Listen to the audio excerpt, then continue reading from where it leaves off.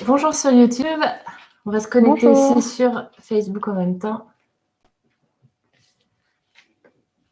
Alors, bienvenue à ceux qui nous regardent. On est bientôt connectés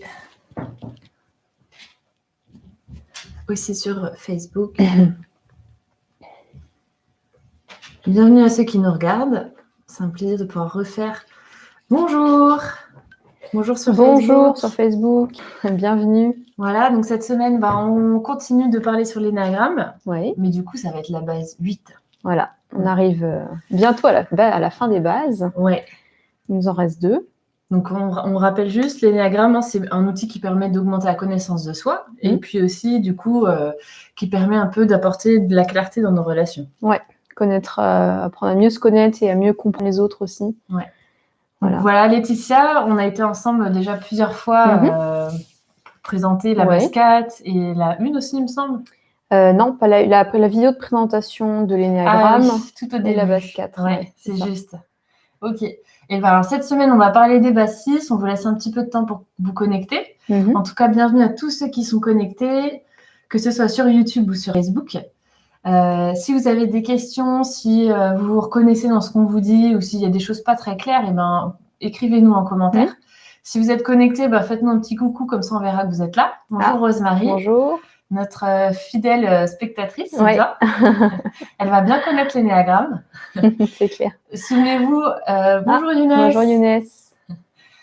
Souvenez-vous, la vidéo, elle reste toujours sur Internet, donc vous pouvez la revisionner, vous pouvez la partager, et puis poser vos questions aussi plus tard, on reviendra dessus, que ce soit moi ou Laetitia, et puis même Méno aussi. Oui. Parce qu'on présente ça un peu tous les trois, et puis oui, c'est ça. Chaque semaine, il y a une personne nouvelle avec moi. Voilà. Ça change. Ok, écoute, moi j'espère que tu vas bien, Laetitia. Oui, ça va très bien. Ouais. Ça va très bien. Donc... j'espère que vous aussi, vous allez bien. Ouais. Et voilà, donc dites-nous bien coucou quand vous êtes connectés, quand vous êtes là, et puis on va commencer à vous présenter la base 8. Donc la base 8, c'est ce qui s'appelle le chef. Alors je vais bien mettre l'écran comme il faut. Le chef. Du coup, pour toi, c'est quoi cette base 8? Est-ce que tu peux nous expliquer vraiment courtement ce que c'est pour toi? Alors, comme son nom l'indique, la base 8, c'est un peu le chef. Pour moi, c'est une personne qui va être plutôt charismatique, qui va leader les autres, donc en bien ou en mal, hein, bien sûr. Après, voilà, on va voir que... Chacun a sa façon de leader, quoi. Voilà, c'est ça. Mais en tout cas, c'est quelqu'un qui est plutôt charismatique, qui va plutôt guider les autres, qui va avoir un fort caractère quand même. C'est pas forcément négatif, hein, quand je dis ça, c'est quelqu'un une force de caractère qui va mener des projets avec facilité parce que il va au bout de ses idées. C'est quelqu'un qui peut être aussi un bon dans le sens positif, qui va bien leader les autres, qui va réussir à prendre les atouts de chacun, qui va réussir à rendre un groupe un peu homogène. Donc c'est des moteurs quelque part. Ouais, c'est ça, par leur charisme, par leur caractère. En tout cas, c'est des personnes qui sont dans l'action. C'est ça, voilà. Et du coup, on va reprendre les points ensemble de ce qui définit vraiment cette base 8. Donc, ça va être les choses qu'elle a dites et puis on va compléter un petit peu. Donc, c'est des personnes d'action. Totalement. Qui aiment avoir des idées, faire des choses, être dans l'action, prendre des décisions. Ouais, c'est ça. Et puis, elles aiment aussi que les autres ont cette même démarche. Je pense que c'est des personnes qui vont pas trop aimer être avec quelqu'un qui ne dit rien, ne fait rien et passe pas à l'action. Qui sait pas ce qu'il veut, qui est un peu qui va droit. Je pense que ça peut même créer de la frustration chez ces personnes-là. Et puis, donc voilà, elles vont mener des projets à bout et puis elles vont tenir jusqu'au bout. Donc c'est aussi des personnes qui savent ce qu'elles veulent et là où elles vont. Ouais, c'est ça. Plutôt têtu du coup. Voilà. Oui, dans le sens persévérant. Voilà, c'est ça. Mais ça peut être aussi côté têtu. Voilà. Parce que dans chaque chose bien, il y a aussi du moins bien. Ça dépend comment on l'utilise, quoi. Mais la persévérance, c'est peut-être plus... Ouais. Mais ça va avec leur force de caractère, je pense. Ouais, c'est ça. Moi, je les vois vraiment comme des personnes, elles veulent être fortes, et puis en même temps, souvent, elles le sont. Que ce soit physiquement dans leur caractère, elles savent aller jusqu'au bout. Et puis, je pense qu'il faut aussi ça pour mener des projets à bout, quoi. Ouais, c'est ça. C'est des gens qui vont pas hésiter à s'imposer, voilà, comme elle dit, ce truc de force, il va se voir physiquement. Enfin, ça veut pas dire que c'est quelqu'un qui va être très costaud, mais en tout cas, il y a une force de caractère qui ressort. Voilà. Ouais, je pense que ça peut être soit dans le caractère, mais aussi physiquement parfois. C'est des personnes qui peuvent en imposer. Après, c'est aussi du coup dans leur façon de parler, et ça va sortir ça. Oui, oui. C'est-à-dire, je pense, les règles de politesse, les manières. Ouais, voilà. Oui, voilà, pour eux, les règles de politesse, parfois, ils vont pas forcément les mettre, pas parce qu'ils ne respectent pas l'autre personne, mais parce que pour eux, c'est un frein pour que ça aille plus vite, on va dire. Il faut aller droit au but et il n'y a pas forcément... de temps, quoi. Voilà, c'est ça. C'est pas forcément utile de faire tout un tas de formules de politesse. Voilà, Oui, voilà. Pourquoi demander s'il te plaît, donne-moi le sel? On perd du temps. Donne-moi le sel, ça va plus vite. C'est ça. Grille-moi ma tartine. Pourquoi demander s'il te plaît? Alors, avant de continuer, je vais juste regarder un petit peu. S'il y a des questions, n'hésitez pas à nous poser vos questions, que ce soit sur YouTube ou sur Facebook. Voilà, du coup, c'est des personnes qui, la politesse, ça ne veut pas dire qu'elles sont impolies, mais bon, c'est un plus, quoi, pour elles. C'est pas indispensable. Crucial, c'est ça. Contrairement à des personnes dans les bases 1 qui, pour elles, c'est important de faire les choses dans les règles et bien comme il faut. Donc, la politesse, ça fait partie de ça. Même si on a chacun notre façon d'exprimer cette politesse.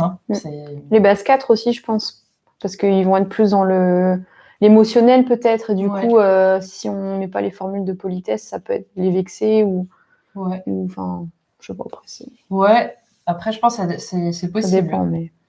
En tout cas, voilà, c'est aussi du coup des personnes dans les bases 8 qui pensent avoir la vérité, qui pensent savoir, et donc ça va aussi se ressentir dans leur manière de parler. Je pense que ça peut être une certaine dureté, mais c'est aussi des personnes, je pense que ça peut être difficile de parler avec elles parfois. Oui. Il peut y avoir Alors après, bien sûr, il y a plusieurs mesures. Ça va pas forcément être aussi fort chez certaines personnes que d'autres. Mais c'est vrai qu'il peut y avoir ce truc d'avoir une opinion, et comme c'est des personnes qui veulent aller droit au but, qui ont leur idée en tête et ils lâchent pas le morceau. Du coup, ça peut se ressentir aussi sur les idées. Voilà, ils ont une idée en tête, ils pensent que c'est la vérité, c'est ça, et il n'y a pas d'autre. Et puis en plus, c'est des personnes qui veulent être fortes, qui le sont quand même. Chacun a sa mesure aussi. Mais du coup, les émotions, c'est pas forcément vu comme quelque chose de bien. Ça peut être vu comme une faiblesse. C'est ça. Du coup, les émotions, savoir ce que l'autre pense, ressent, peut-être ça peut être connecté, quoi. Puis aussi, parfois, d'être dans l'émotionnel pour passer à l'action, ça peut être un frein. Donc, l'émotion, hop. Que ce soit les émotions des autres ou leurs propres émotions, ça peut être des personnes ça n'empêche pas qu'elles sont sensibles, mais elles vont pas forcément les écouter ou être... Ou les montrer. Ouais, c'est ça. Elles vont être dans la rétention, quoi. Ouais, c'est ça.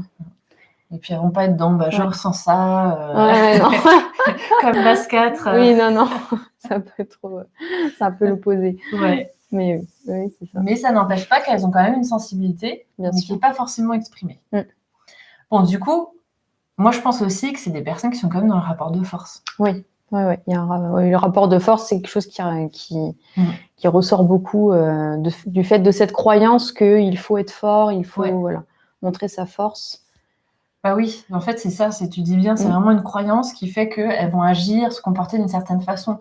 Et leur premier moteur à ces personnes-là, c'est être fort. Donc, tout ce qui est émotionnel, tout ce qui fait perdre du temps, tout ce qui est pas directif et qui est pas... après, même dans les bases 8, il y a des personnes qui vont se construire un schéma de qu'est-ce que la force qui sera différent d'un autre base 8. Bien sûr. Ils vont pas être pareils, ça va pas s'exprimer de la même façon, mais l'intention sera la même. Ça veut dire c'est être fort et montrer que je suis fort. C'est ça.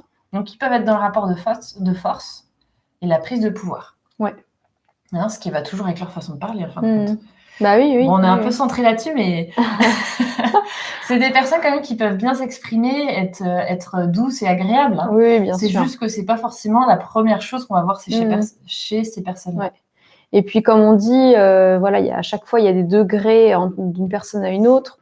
On peut avoir quelqu'un qui est base 8, qui va être extrêmement autoritaire, qui va être un peu un dictateur. D'ailleurs, je pense que les dictateurs, en général, sont des bases 8, qui va imposer tout aux autres. Et puis, il va y avoir d'autres personnes qui vont avoir ce trait-là, mais beaucoup moins fort, qui vont être plus des bons moteurs dans un groupe, qui vont être à l'écoute, qui vont, enfin voilà, il y a des degrés, bien sûr, c'est pas. Oui, puis c'est des personnes aussi qui sont quand même l'émotion primaire, ça va être la colère.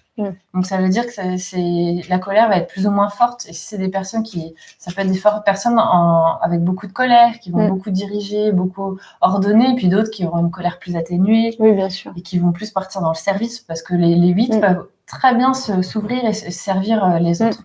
Mais ça, on va le voir après. Ouais. Alors, je reviens un petit peu à vos commentaires. Alors, bonjour Sylvain. Donc, je vais lire un petit peu les questions, voir ce que vous nous dites.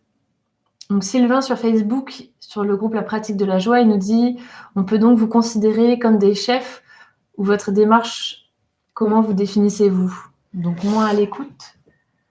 Enfin, nous, en fait, on ne s'est pas reconnus dans la base 8. Laetitia, en l'occurrence, elle s'est reconnue dans la base 9 qu'on va présenter la semaine prochaine. Qui est un peu l'opposé. Qui est un peu l'opposé, vous allez voir, mais vraiment l'opposé. Et moi, dans la base 4. Donc, voilà. Alors après, ça ne veut pas dire que tous les chefs sont des bases 8. Attention, hein, on peut avoir des gens qui sont des chefs ou des chefs, ça peut être dans une entreprise, dans toutes sortes de domaines qui ne sont pas forcément base 8. Hein. Tous les leaders ne sont pas base 8. Voilà, c'est ça. Pas base 8. Ils ne sont pas forcément base 8. Ça va peut-être plus... Enfin, on va dire que les bases 8 vont avoir plus de facilité à devenir des leaders, mais ça ne veut pas dire que tous les leaders sont des bases 8. En fait, moi, je le vois un peu comme ils ont un leadership un peu inné, quoi. C'est un peu une essence, ça dégage de eux dans leur manière de parler, de fonctionner. Ça va être un peu directif parfois. Mais maintenant, on voit aussi qu'il y a plusieurs façons d'être leader, qu'il y en a qui vont leader de manière hyper autoritaire, d'autres qui vont leader en étant moteur, d'autres qui vont leader en déléguant, et puis il y a quand même plusieurs formes de leadership, et souvent on associe le leadership, le chef, à juste une façon de faire. Et je pense que même dans les bases 8, il y a des personnes qui vont exprimer leur autorité de différentes façons.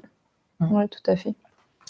Et ce qui est plutôt une bonne chose. Hein. Moi, je pense que chaque base apporte quelque chose de bien et que c'est important aussi d'avoir des personnes qui sont capables de dire les choses et de dire maintenant on passe à l'action et puis maintenant on arrête de rester assis et on bouge quoi. Oui, c'est ça, parce qu'on peut avoir tendance dans un groupe à beaucoup réfléchir, qu'est-ce qu'on fait, on fait ça et on discute et au final on ne prend pas de décision. Et les bases 8, ils vont avoir cette facilité à dire bon, allez, maintenant il faut qu'on passe à l'action. Ils donnent une impulsion en fait. Ouais, c'est ça. Hein, après, c'est sûr que ça peut être parfois un peu difficile quand on a besoin de douceur pour certaines choses ou quoi, que ça peut réveiller des émotions un peu délicates quand la personne est très autoritaire. Mais en même temps, c'est très important pour gérer des projets, faire des choses, passer à l'action, et c'est inspirant aussi. C'est ça. Alors, sur YouTube, il n'y a pas de questions, mais n'hésitez pas à nous écrire. Ok. Alors après, il y a un point qui est important pour ces personnes-là, c'est qu'elles ont un sens de la justice qui est très fort. Ça, c'est vraiment pour ces bases, et puis sur tous les néagrammes, je crois que c'est vraiment ces bases qui ont ce côté de l'injustice qui est encore plus fort que tout le reste. Hein, et du coup, ça peut susciter de la colère chez eux. Mais bon, ils vont vraiment protéger les faibles, leurs tribus, ceux qu'ils ont choisis, parce qu'ils ont ce côté d'injustice, et que s'il y a une injustice qui se passe, c'est vraiment quelque chose qui... ça leur tient beaucoup à cœur. Ouais. Et donc, ça va développer aussi... Enfin, elles ont ce côté combatif. C'est ça. Et donc, s'il y a de l'injustice, ça va vraiment, à ce moment-là, ce côté-là, il peut vraiment ressurgir, et elles peuvent devenir intransigeantes. Ouais, c'est ça. C'est-à-dire qu'il n'y a pas de discussion possible, là, c'est... Voilà. Ouais. Encore une fois, c'est leur façon de voir l'injustice. Hein. C'est vécu, ça, l'injustice, c'est assez subjectif. Oui, bien sûr. Oui, parce que ça peut être... Ils peuvent voir quelque chose comme une injustice pour eux ou pour quelqu'un d'autre, alors qu'une autre personne ne le verra pas de cette manière-là. Donc, Bon, après, voilà, leur peur primaire, leur plus grande peur, ça va être de perdre la face. Perdre la face, pour eux, c'est de se montrer faible. Hein, ça, c'est quelque chose qui est difficile pour eux, de montrer cette faiblesse, parce que c'est l'opposé de la force. Donc, c'est difficile pour eux, et leur but, ça va être d'affronter toute faiblesse. C'est ça. Que ce soit les leurs, ou celle des autres. Ou celle des autres. Ce qui peut expliquer aussi leur manière de parler, et puis parce que c'est leur rapport de force avec les autres. Hein. Oui, tout à fait. Parce que elles vont vraiment, la faiblesse, c'est pas possible. Non. Donc il faut la montrer au grand jour, et puis il faut. Moi, je pense qu'il y a quand même un côté où l'affronter, c'est l'enlever, quoi, quelque part. part. Bien sûr. Oui, c'est ça, hein, tout à fait. C'est le combattre, quoi. Et alors, et comme on a dit tout à l'heure, après, ce qu'on met derrière faiblesse, ça peut varier d'une personne à une autre. Oui. Ça va quand même souvent être les émotions, en général, montrer ses émotions. La fatigue aussi. La fatigue, voilà, ne pas savoir quoi faire, quoi dire. Avoir besoin de pause dans le travail. Ouais, aussi, oui. Oui, parce que c'est des personnes qui vont avoir du mal à s'arrêter et à prendre une pause, parce que ça veut dire qu'ils ont une faiblesse, en quelque sorte. Ils ont besoin, ils sont fatigués. C'est une faiblesse, donc il faut... Voilà. Donc en fait, si elles ont des besoins, quelque part, c'est qu'elles sont un peu faibles. Alors que c'est vraiment une croyance, hein, parce que les besoins, c'est comme ça, on a été construit avec. C'est naturel. On ne peut pas les éviter. Oui, non, malheureusement. Du coup, leur grande croyance, c'est « le monde est injuste et je dois réparer l'injustice. Et donc, je dois me montrer fort pour faire ça. » Oui, c'est ça. Je pense qu'ils ont un peu comme pris la cape d'un super-héros. Ouais, c'est ça. Ouais, c'est ça. Et je dois être fort et réparer l'injustice. Je pense qu'il y a pas mal de super-héros qui doivent être base 8. À voir. On peut mener l'enquête. Vous parlez d'un moment instantané ou d'une vision de la vie. Alors, Sylvain, je t'invite à reformuler la question, sauf si Laetitia a compris. Je pense... Je sais pas, ou peut-être que tu veux dire, est-ce que elles se sentent comme ça à un moment de leur vie ou tout le temps, ou... Peut-être le côté base des personnes, si elles sont comme ça toute leur vie, ou c'est juste un moment. Je sais pas, peut-être. Alors, si c'est ça, en tout cas, on est une base, quand on est une base 8, on est base 8 un peu toute sa vie, mais après, bien sûr, on peut évoluer. Ça veut pas dire qu'on est figé dans un carcan. Voilà, on peut évoluer. L'idée de l'énéagramme, c'est quand même de voir un petit peu là où on se situe et de voir aussi les autres bases qui peuvent nous inspirer, les autres fonctionnements, et puis prendre ce qu'il y a de bon aussi ailleurs. C'est ça, voilà. Tout en utilisant ce qu'il y a de bon dans sa propre base. C'est ça, exactement. D'ailleurs, même on parle en général, quand on a, je sais pas, quand on a 20 ans et quand on a 40, 50 ans, on n'est pas la même personne. Donc, voilà, ça évolue dans tous les sens du terme. Ouais, c'est sûr. Je pense que c'est pas quelque chose de complètement figé, quoi. Non. Il y a quand même des choses qui peuvent se moduler, même si c'est sûr qu'en tant qu'être humain, je trouve quand même qu'il y a une essence, quelque chose qu'on garde en nous. Oui, bien sûr, on ne change jamais profondément, mais... Voilà, moi, je ne vais pas devenir Laetitia ne va pas devenir moi. Sinon, on aura un problème. On peut juste s'améliorer ou s'empirer, mais voilà, vaut mieux s'améliorer quand même. Voilà.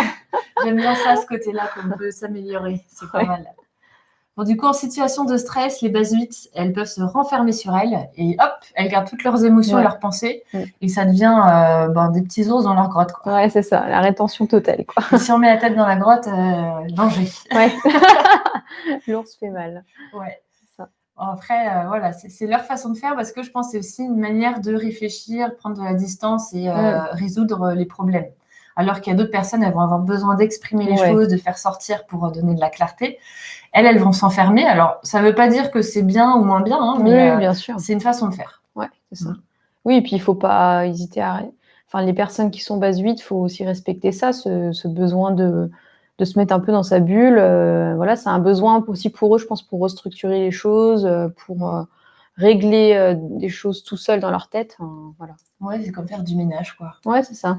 C'est plein de monde qui court dans la maison, c'est dur de nettoyer. Voilà, c'est ça. Après, le moment, ce qui est plus délicat, c'est quand ça bloque, quand on ne peut pas résoudre les choses par nous-mêmes. Oui. Et là, c'est bien aussi de s'appuyer sur les autres. Du coup, ça peut être difficile pour ces bases en particulier d'aller demander de l'aide. C'est ça, ouais. C'est un peu comme pour les bases 7 qu'on a vues la semaine dernière. Je crois que les bases 8, parce qu'il faut être fort, donc demander de l'aide, c'est reconnaître sa faiblesse. C'est ça. Ouais. Mais moi, je le vois en même temps comme une force. Hein. Reconnaître qu'on a besoin de l'aide, c'est une force. Mais oui, bien sûr. Ça dépend comment on le voit. Oui. Bon, quand elles vont bien, elles deviennent très serviables, elles peuvent s'ouvrir, être en service. En fait, elles vont s'inspirer des bases 2 quand elles vont bien, des personnes altruistes. Elles ont ce côté-là aussi, les bases 8. Et donc là, elles peuvent très bien avoir des projets altruistes et les mener jusqu'à bout et utiliser leur énergie de chef et de leader pour ces projets-là. Oui, c'est ça, tout à fait. Donc, c'est assez inspirant, je trouve. Bon, dis-moi, à ton avis, Laetitia, pour toi, qu'est-ce qu'il y a d'inspirant justement dans ces bases-là? Qu'est-ce qu'il y a de bien pour toi? Pour pour reprendre tout ce qu'on a dit, c'est des gens qui sont des personnes moteurs, qui vont un peu secouer les choses parfois pour faire bouger les choses. Ouais. C'est des personnes qui vont être inspirantes parce qu'elles ont un certain charisme. Ouais. Elles peuvent être très inspirantes. Voilà, comme on dit, quand elles sont en situation de sécurité, de bien-être, elles vont être très altruistes, elles vont mener des projets pour aider les autres, un peu. Ouais. Ça peut être des choses humanitaires ou pas, mais en tout cas des choses pour aider les autres. Et du coup, ça peut inspirer les autres à faire comme eux ou à rentrer dans leur projet. Enfin, ouais. Voilà. Ouais, à faire aussi des choses d'elles-mêmes, des projets aussi. Ouais, c'est des gens qui vont inspirer les autres. Toi, ça serait quoi, du coup, peut-être un point qui serait important de travailler pour ces personnes-là ? Je pense que ce qui est bien à travailler pour ces personnes, c'est peut-être à reconnaître ses faiblesses, enfin, reconnaître qu'on a besoin d'aide plutôt, reconnaître, voilà. Et l'accepter, en fait. Reconnaître que la personne ne peut pas tout faire elle-même. Ouais. Je pense que c'est ça le premier. Et le voir comme une force. Et le voir comme une force, ouais, c'est ça. Et pas se dire, voilà, je peux pas faire tout par mes propres forces, c'est que je suis pas fort. Ouais. Non, au contraire. Après, voilà, il y a différents points que ces personnes peuvent travailler pour leur mieux-être, notamment celui de reconnaître leur vulnérabilité, mais aussi d'accepter qu'il y a d'autres vérités que les leurs. Oui. D'entendre que même si l'autre pense d'une certaine façon, que c'est pas comme moi je pense en tant que personne, eh bien peut-être qu'il y a quand même une vérité là-dedans. Ouais. Et c'est un sacré exercice. Du coup, c'est un peu de l'ouverture d'esprit. Ouais, c'est ça, avoir un peu plus d'ouverture d'esprit ou accepter que l'autre a une vérité différente de la mienne. Enfin, ouais. Je ne suis pas basuite, mais oui, tu parles à leur place. Voilà, je parle à leur place. Mais c'est sûr que voilà, et puis du coup, utiliser leur côté action et projet, et puis être des encouragements pour les autres. Et que si les autres ont une autre idée, une autre manière de faire, encourager et dire vas-y, fais, toi, c'est super. Ouais. Et utiliser ce caractère leader pour être aussi moteur pour les gens, même si c'est pas un projet qui est partagé. Ouais, c'est ça. Ouais. Et puis si à un moment donné, il y a une faiblesse qui est là, des émotions, de la fatigue ou d'autres besoins, juste rire de ce truc de il faut tout le temps être fort. Ouais, c'est ça. Et c'est avoir un peu d'autodérision, ce qui n'est pas forcément facile. Ça aide parfois. Parce que d'être tout le temps fort, ça doit être super fatigant. Bah ouais, c'est clair. Même si on s'en rend pas forcément compte. Ok. Après, les autres, elles peuvent aussi faire des choses pour elles. Ouais, et j'ajouterais aussi ce qui est important de développer pour la base 8, c'est au niveau des paroles, essayer d'être encourageant, et peut-être essayer d'un peu plus parler de ses émotions ou du ressenti, en toute mesure, du possible, mais au niveau de l'encouragement et de... Ouais, du coup, de l'expression, de la façon de parler, avec peut-être plus de douceur. Ouais, c'est ça. Ouais. Et puis exprimer les émotions. Ouais, c'est pas mal. C'est-à-dire que c'est important, ça aussi, dans les relations, de pouvoir dire je ressens ça, je suis comme ça. Et... Même si on n'a pas envie de le faire, des fois, ça peut aider à... Et du coup, les personnes qui côtoient ces personnes-là, c'est de les encourager aussi à exprimer leurs émotions. Et quand elles le font, accepter ce qui vient, parce que c'est un exercice pour elles de le faire. Oui, c'est ça. Même si c'est un tout petit peu, ne pas en exiger une tonne. Déjà, si la personne s'ouvre un peu, c'est déjà... c'est déjà bien. Pour les bases 8, c'est déjà beaucoup, on va dire. Et puis, je crois qu'on marche beaucoup à l'encouragement. Ouais, c'est clair. C'est un très bon moteur en tant qu'être humain. On l'oublie souvent. En tout cas, c'est aussi des personnes qui aiment qu'on soit franche et qui n'aiment pas qu'on les flatte. Non, ça c'est clair. Faut pas les flatter, c'est pas leur truc. Ça sert à rien, ça marchera pas. Encourager, c'est différent de flatter. Ouais. Moi, je vois quand même... Oui, non, c'est pas... Oui, parce que la franchise, encourager, c'est pas forcément dire des mensonges, inventer des trucs pour que l'autre se sente bien. Il faut dire des choses vraies, mais qui donnent de l'énergie, mais pas... Voilà. La flatterie, moi, j'y vois un peu de la manipulation. Ouais, totalement, oui, bien sûr, On sent qu'il y a un objectif, un but qui n'est pas très... pas sain derrière. Pas sain ou pas neutre. Ouais, non. Voilà. Alors, je vais revenir un petit peu sur vos questions, s'il y en a. Alors, Sylvain nous a encore écrit quelque chose. Merci, Sylvain, pour tes échanges. Oui, celui-là, on l'avait déjà lu. Mettons que vous faites une généralité des gens. Alors, l'idée, c'est un peu ça. C'est-à-dire que l'énéagramme, ça fait des généralités et ça les met dans des bases. Et l'idée, c'est pas de s'arrêter à ça et de dire c'est la vérité absolue. Mais ça permet juste de prendre ça et de se dire, OK, qu'est-ce qui me parle à moi? Qu'est-ce que moi, j'ai pris quoi comme fonctionnement? Est-ce que je peux m'en détacher? Comment je peux grandir? L'idée, c'est de le prendre comme comment ça peut me faire grandir, comment ça peut me nourrir pour m'améliorer quelque part. Oui, c'est ça. C'est pas, on l'a dit, je pense, à plusieurs reprises dans les autres vidéos, mais c'est pas je suis dans la base 8, je suis comme ça et c'est tout et il n'y a rien à faire, ça bouge pas et voilà. C'est déjà, on l'a dit, il y a plusieurs degrés en fait il y a des milliers de personnes qui sont dans les bases 8 et il y a autant de différentes personnalités. Donc c'est pas quelque chose de fixe, mais c'est quand même des idées générales qui vont concerner la personne, après plus ou moins fort, et puis il y a des choses qui peuvent ne pas du tout... Si on est dans la base 8, il y a des choses dans la description de la base 8 qui ne vont pas du tout nous parler. Et d'autres plus. Moi, je le vois aussi comme, pour moi, c'est une richesse. Comment je peux utiliser ça dans mes relations? Comment je peux utiliser ça aussi pour moi-même, pour me sentir bien? Chaque base, il y a des forces. Chaque base, il y a des choses à travailler, à améliorer. Et ça permet de savoir justement de mettre en lumière. Parce que sinon, c'est un peu, on avance dans le noir. On ne sait pas ce qu'on fait de moins bien, de bien. C'est ça. Et puis, par exemple, pour une base 8, dans les relations, c'est aussi se dire, OK, j'ai tendance à toujours voir la vérité et puis surtout à croire que moi, j'ai la vérité et que les autres se trompent. Donc ça, c'est une démarche qui peut souvent fermer le dialogue. Donc se dire que j'ai cette démarche et du coup, je crois vraiment que j'ai la vérité, mais je dois m'exercer à ouvrir mon esprit aux autres. Et c'est déjà un super pas et c'est une vraie force de pouvoir se dire, j'ai ça à améliorer chez moi. Oui, tout à fait. Voilà. Alors, par contre, tu m'as reposé une question, Sylvain, on parle de confiance en soi. Est-ce que tu peux me reformuler ta question, s'il te plaît? Parce que je ne suis pas sûre de comprendre. Je ne sais pas toi si tu... Non. Bon, du coup, la base 7... la base 9, pardon. Je m'embrouille. La base 8, elle s'inspire des 7 et des 9. Ça veut dire qu'elle peut très bien faire preuve d'humour, d'optimisme pour elle ou envers les autres d'ailleurs. Et puis, elle peut aussi chercher l'harmonie avec les gens autour d'elle. C'est pas tout le temps des gens qui sont dans le rapport de force. Elles peuvent très bien instaurer une harmonie autour d'elles, quelque chose d'agréable autour d'elles, parce que elles peuvent être aussi très serviables. D'ailleurs, ce serait pas des...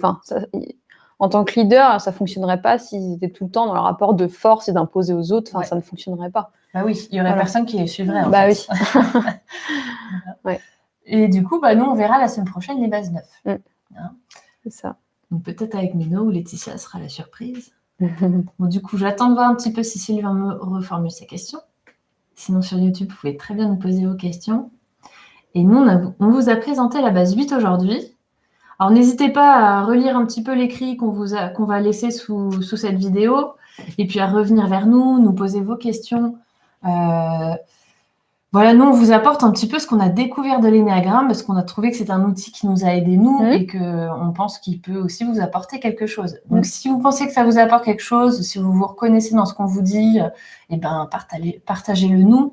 Et puis, vous pouvez aussi mettre un like, rejoindre le groupe La Pratique de la Joie ou la chaîne YouTube. Tout à fait. Voilà. Et écoute, Sylvain, je répondrai à ta question plus tard. Tu peux très bien me la reformuler, je reviendrai dessus. Et on vous dit à la semaine prochaine, jeudi prochain à 18h. Bonne soirée à tout le monde. À très vite et puis bonne pratique à vous tous.